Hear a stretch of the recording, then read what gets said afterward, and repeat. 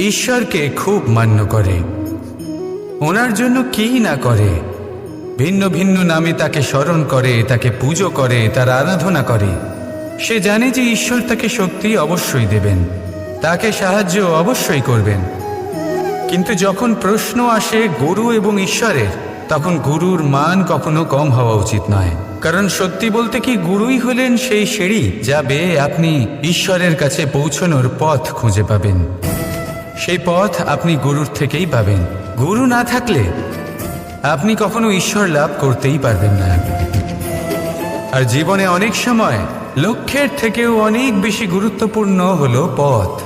তাই এই পথের সম্মান করতে শিখুন, অর্থাৎ গুরুকে সম্মান করতে শিখুন, কারণ গুরুই হলেন পরমেশ্বর।